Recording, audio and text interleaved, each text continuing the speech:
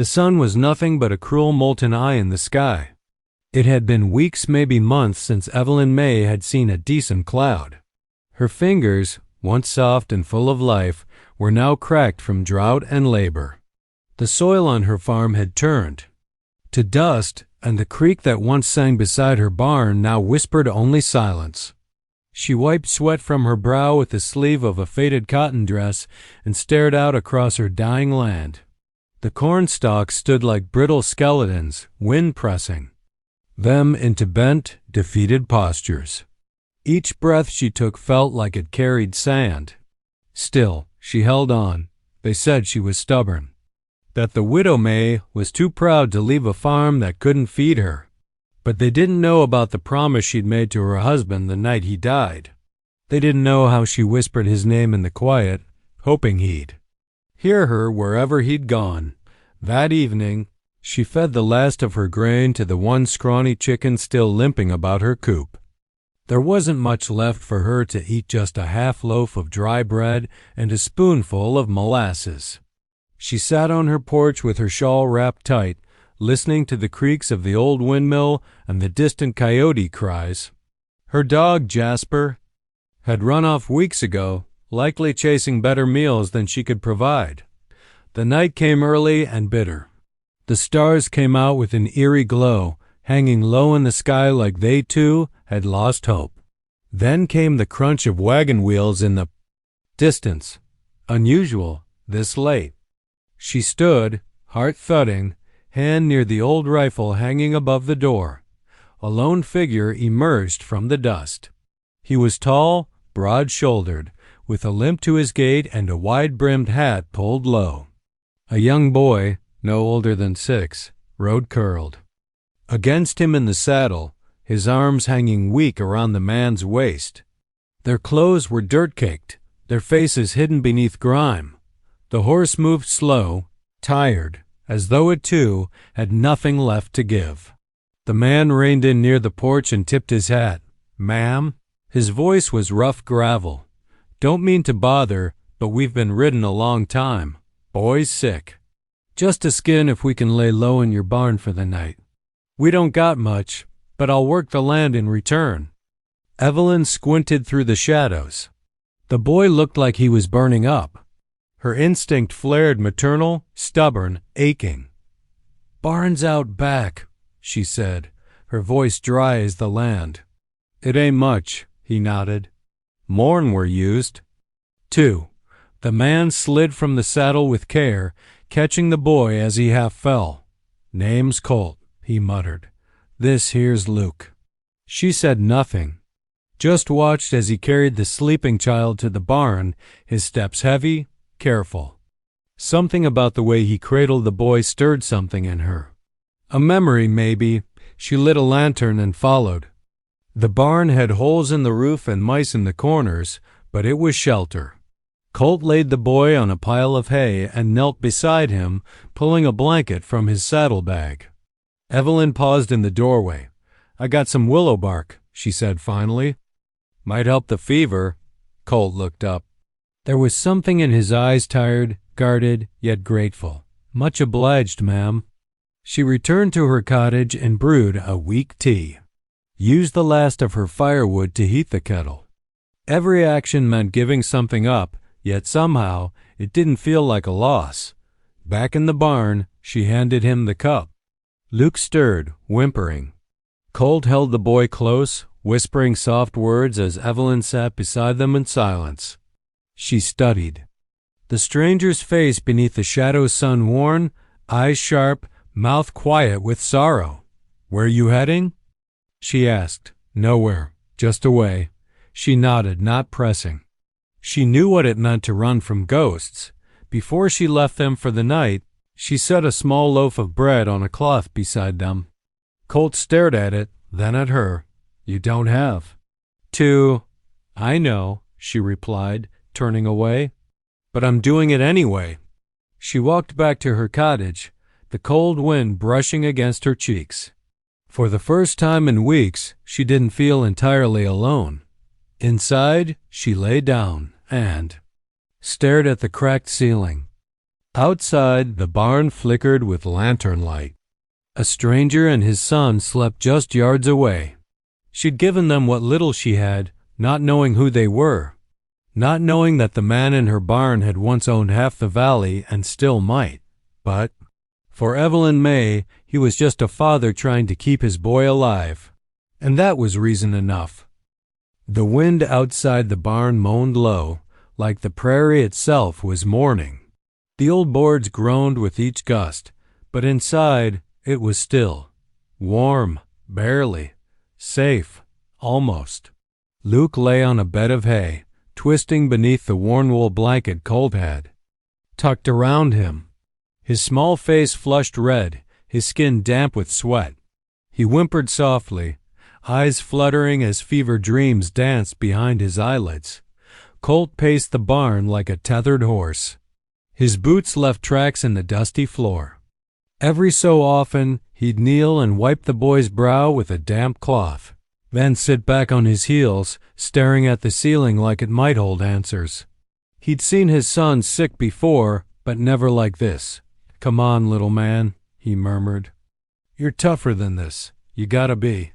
He didn't see the lantern light coming down the path, didn't hear the cottage door creak open. But when the barn door eased back, Evelyn stood there, wrapped in a shawl, a steaming cup in hand. Her eyes went straight to Luke, her voice hushed but clear. "Let me help." Colt looked up.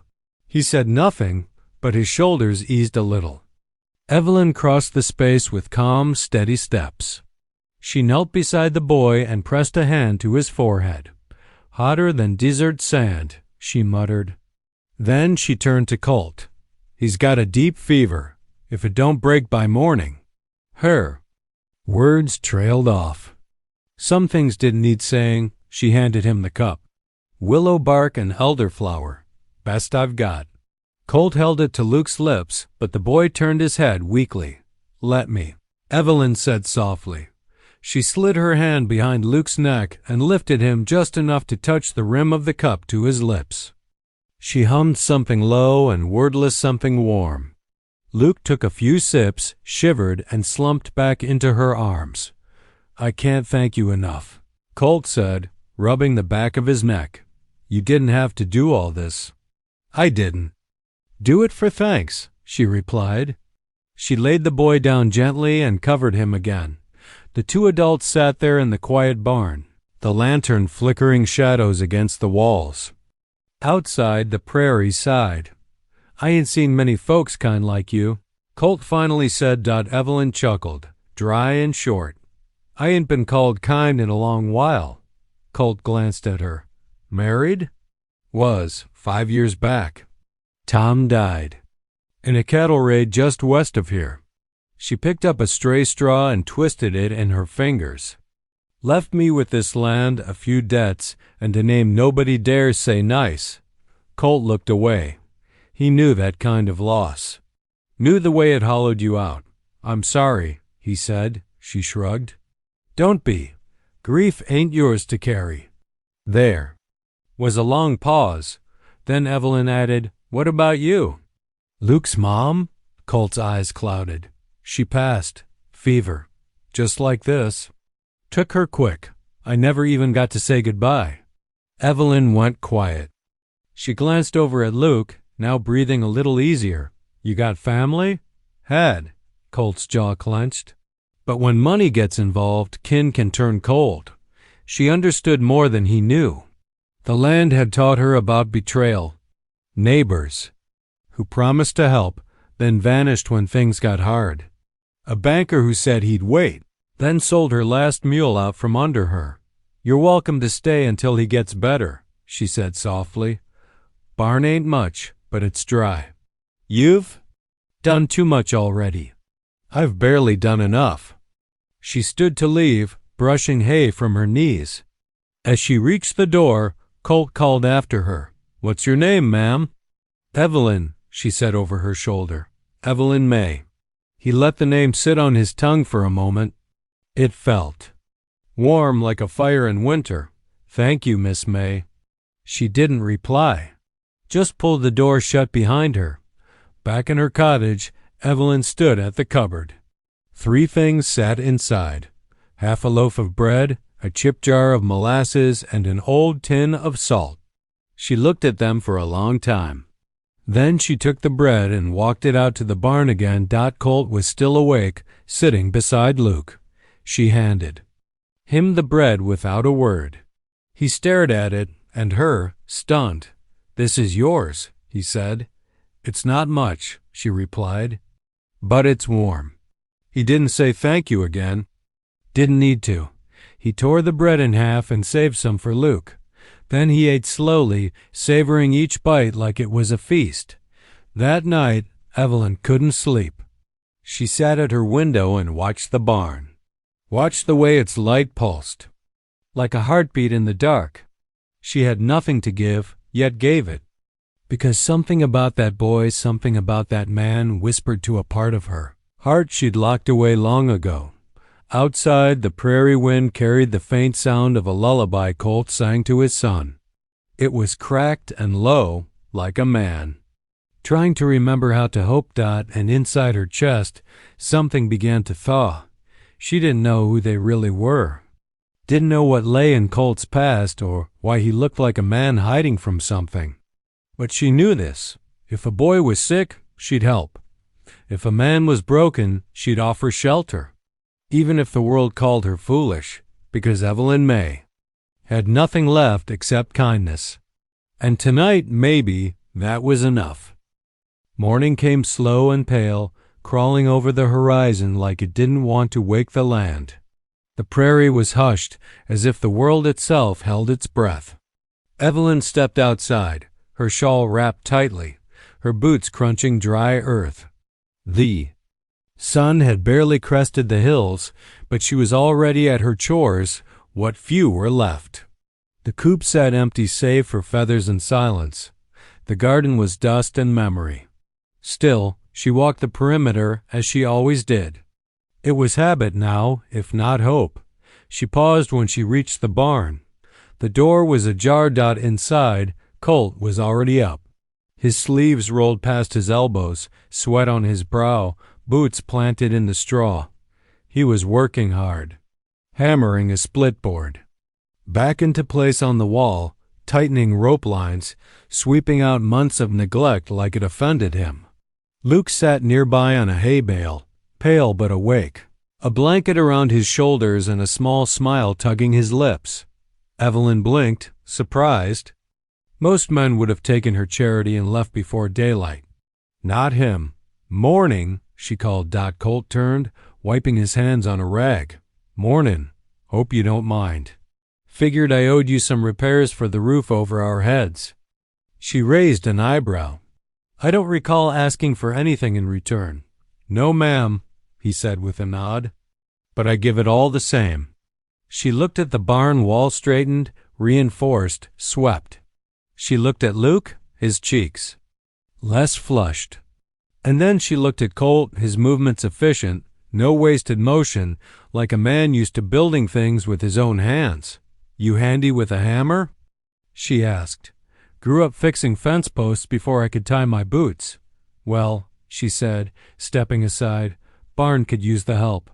By afternoon, Colt had patched the chicken coop, reinforced the shed doors, and oiled the hinges that had squealed for years. Evelyn brought out 2 chipped mugs of water and watched from the porch. Luke, now feeling stronger, trailed behind his father, asking questions about nails, wood, and horses. His laughter floated like music, small, pure, and unfamiliar in a place that hadn't heard joy in months. "You don't sit still long, do you?" Evelyn asked when Colt paused to drink. "Never could. Idle hands make for uneasy hearts." She handed him a cloth. He took it with a nod and wiped the sweat from his neck. "Don't mean to pry," she said cautiously, "but you any kind of ranch hand before?" Colt's eyes flicked to hers, just for a moment, and then back to the horizon. "Something like that. You're not just some drifter, are you?" He didn't answer, not directly. But the set of his jaw and the quiet in his voice said enough. "Let's just say, I used to own a lot more land than I ever needed. And I learned the hard way that land don't mean much without peace. Evelyn studied him. There was a storm. Behind his eyes a quiet one. But she didn't press. Peace is a rare thing out here, she murmured. That's why I keep moving, trying to find it. Later that day, a trader passed through. He stopped by the edge of the fence, sat on his cart, and waved when he saw Evelyn. Thought you'd packed up and gone east. He shouted. Still here, she replied dryly. He laughed. Well, I'll be. Heard a rumor down by Buckridge. Said some Thatcher stock was seen around these parts. Big family, big money, long gone. Didn't believe it till now. She frowned. Thatcher? Yeah, Colt Thatcher. Heir to the biggest cattle company west of Missouri. Vanished after his wife died. Some say his brother stole the estate. Hole. Scandal. Evelyn's eyes narrowed. She glanced over her shoulder. Colt was near the fence line, helping Luke adjust the reins on an old mule. He looked like any other worn traveler, not a man from empire or wealth. Funny world, the trader sighed, tipping his hat. You be careful who you let in your barn, Evelyn May. And with that, he rode off, leaving nothing but dust behind. That night, Evelyn couldn't sleep. She lay in bed, heart pounding, the trader's words echoing Colt Thatcher. Could it be true? She rose, tiptoed outside, and crept to the barn. Inside, the lantern was dim.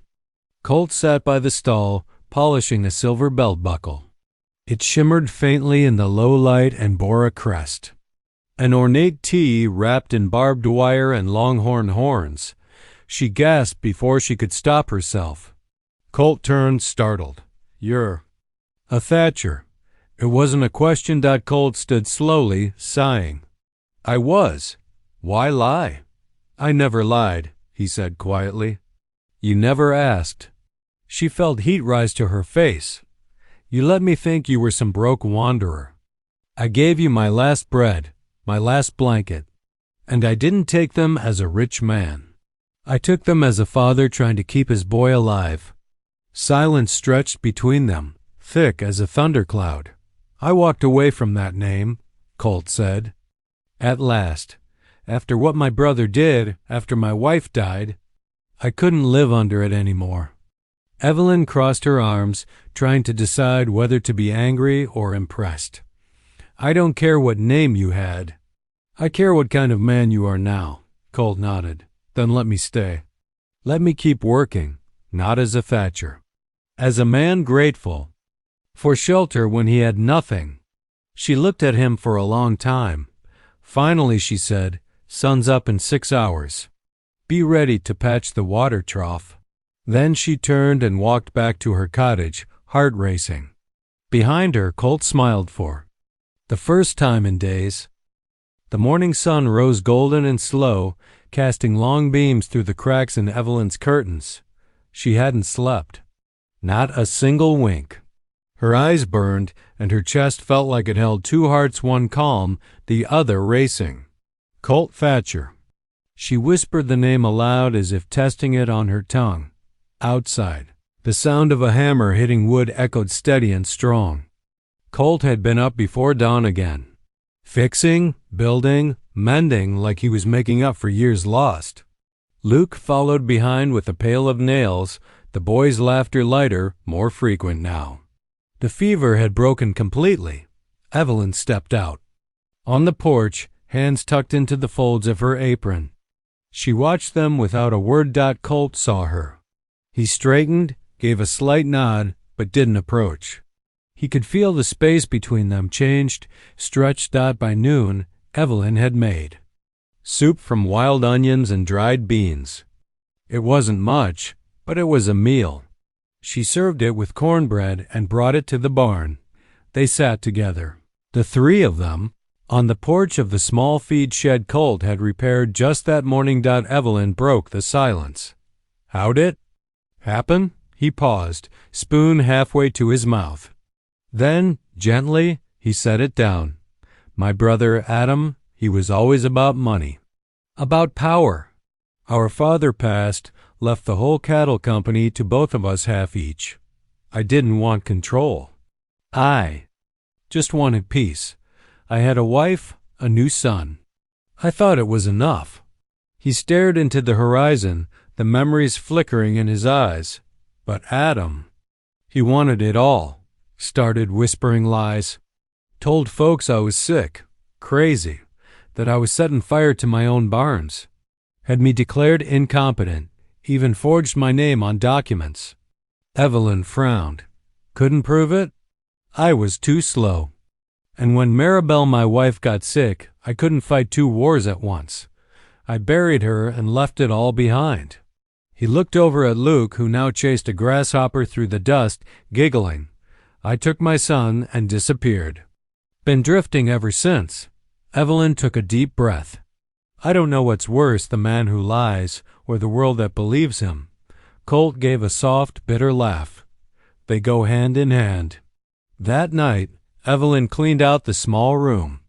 In the back of her house, it had belonged to Tom, her husband. She hadn't touched it in years. But something told her it was time. She found an old quilt in the chest one Tom's mother had stitched. She dusted off the bed frame, opened the window to air it out. By morning, she'd placed Luke's things on the shelf. It would be his room now if they stayed. If the word sat sharp in her chest. A few days passed. Word spread faster than prairie fire in a windstorm. Whispers turned to stares. Neighbors passed slower near her lane. One afternoon, a wagon from town rolled up. Sheriff Vance in the seat. He dismounted, leaned on the rail. Evelyn, he said with the tip of his hat, I'd like a word. Colt stepped out from the barn before she could answer. The sheriff's jaw tightened when he saw him. Thatcher, he said coolly, didn't expect to see you here. Colt didn't blink. Didn't expect you to be in on Adam's payroll? Either. Vance bristled. I come for civil talk, not accusations. Then speak. The sheriff glanced at Evelyn, then back to Colt. Adam Thatcher knows you're alive. He's offered a reward for your safe return. Claims you're not fit to care for a child. Says you're unstable, dangerous, that you kidnapped your own son. Colt clenched his fists. Luke, watching from behind a haystack, stepped closer to Evelyn. I'm his father, Colt said. I ain't ever hurt that boy. I saved him from Adam, Vance shrugged. Maybe, but law's murky. Adam's got the title deeds. Got influence. He'll be sending men. Evelyn stepped forward. He's got nothing here, she said firmly. This is my land. And Colt's done more to fix it than any man in 20 miles. You'll tell Adam to stay out of it. Vance hesitated. I won't harbor fugitives, he muttered. Colt met his eyes. I ain't hiding anymore. That night, Colt sat at the fence post, whittling a stick into a spearhead. Evelyn joined him quietly. They'll come, won't they? Sooner or later. You gonna run again? He looked up at her. His voice was steady, calm. No, I'm done running. She reached out, laid her hand over his. I don't want you to leave. He looked at her hand. Rough, worn, beautiful. Then, I won't. The wind shifted. It carried the scent of fresh hay, the sound of Luke singing to a goat he'd named Button. Colt smiled. I thought I lost everything when I walked away from that life. Evelyn met his gaze. And now? He took a breath. Now I think maybe I just hadn't found it yet. The sky wore an uneasy gray the next morning. Not the kind that brought rain, but the kind that made every animal go still. Even the birds seemed to hush. Evelyn could feel it in her bones. Something was coming. Colt was sharpening a blade outside the barn. Luke fed Button the goat. Unaware of the tension his father carried in his shoulders. Evelyn watched from her porch, arms folded across her chest. She didn't ask what he was preparing for. She already knew. By midday, the wind changed.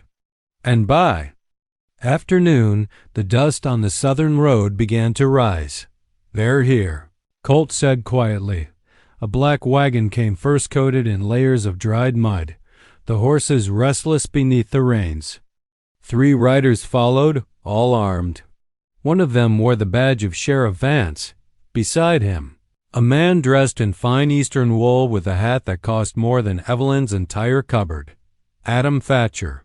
His face was thinner than Colt's, sharper in the nose, colder in the eyes. He wore his wealth like armor. They stopped at the gate. Evelyn stepped off the porch. Adam looked around like the land was an insult. He wrinkled his nose and dismounted. "Well," he said, smiling faintly, "isn't this a sad little paradise?" Colt didn't move. "Turn around, Adam." Adam spread his arms. "I came to bring you home, brother. This is my home now." Vance cleared his throat. "Ma'am, I'll ask you kindly to let us search the property. We have writs here stating custody concerns over young Luke Thatcher." Evelyn stepped forward. "You'll search nothing without a warrant signed by a federal judge. And this land ain't under your jurisdiction." Vance opened his mouth but hesitated. She was right. And she knew it. Adam, undeterred, chuckled. "Look at you, Colt, hiding behind a widow. Living in a shack, raising my nephew in a barn." Colt stepped down from the porch, eyes locked on his brother. "You always hated that I found happiness without your gold. Without your games." Adam's smile thinned. "You were always the favorite. You just wasted it." Colt's fists clenched.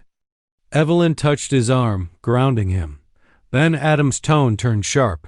"Give me the boy, or I'll burn this whole patch of dirt down." No one moved. Last chance. Evelyn's voice rang clear.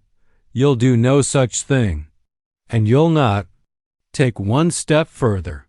Adam raised his hand. The third rider lit a ragged bottle of kerosene and hurled it toward the barn. Whoosh crash! The side of the barn exploded in flame. Luke screamed from inside. "Luke!" Colt roared, sprinting toward the fire. Evelyn followed close behind. Flames danced across the dry hay like snakes. Smoke curled thick and choking. But Colt didn't hesitate. He burst through the side stall, shielded his face, and grabbed Luke from behind a beam.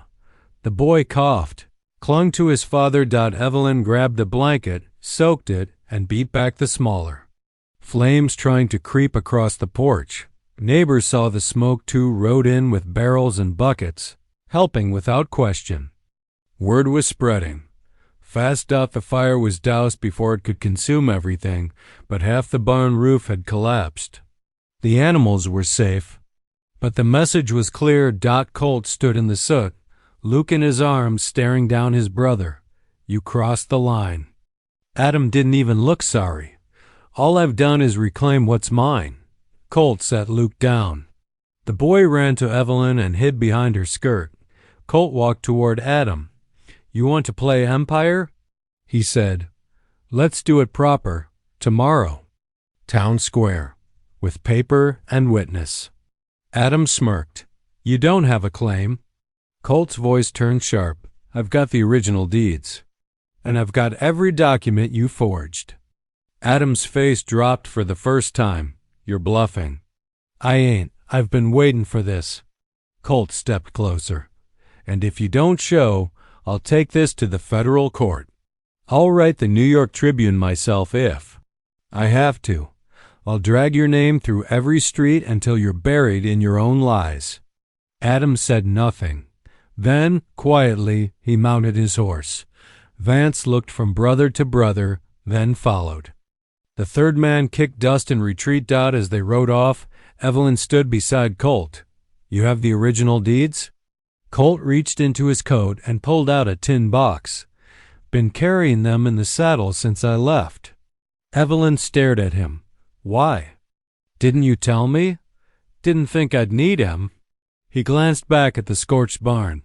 "Guess I was wrong." That night, Evelyn sat with Luke by the fire while Colt stood out in the dark, watching the stars. She came to him quietly. "All right?" He nodded. "I will be." He looked down at her hand, then gently took it.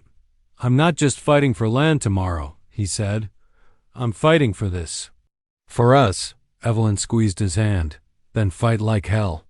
And under the vast prairie sky, Colt Thatcher made a vow not to riches, not to revenge, but to the soil beneath his boots, the boy in his arms, and the woman who'd opened her door when no one else would. The courthouse in town had never seen a crowd this large. Farmers, ranchers, merchants, old-timers with tobacco-stained beards, they all gathered outside the steps like bees around a bonfire. They'd heard the whispers. The lost Thatcher. Brother's back. He's got the boy, the real papers. He's calling Adam out. Evelyn stood at the edge of the crowd with Luke tucked against her hip. The boy wore clean boots and a shirt she'd stitched herself the night before. He gripped her tightly, his eyes wide. Where's Papa? She pointed toward the old doors. He's inside, making things right. Inside the courthouse, Colt stood, alone at the front bench. A worn satchel sat beside him, stuffed with dust-caked deeds, letters, a will scribbled in his father's hand. A federal clerk sat at the judge's table, flown in from Amarillo just that morning. Even the mayor had shown up, sweat pooling beneath his collar. Adam sat across the room, flanked by two stiff lawyers dressed like they were headed to a funeral. Which, in a way, they were. The judge cleared his throat. This is an evidentiary hearing, not a trial. But your documents must be validated, Mr. Thatcher. Colt nodded. He stepped forward, unrolling the yellowed parchment that bore the family's original land charter. Signed by the county magistrate.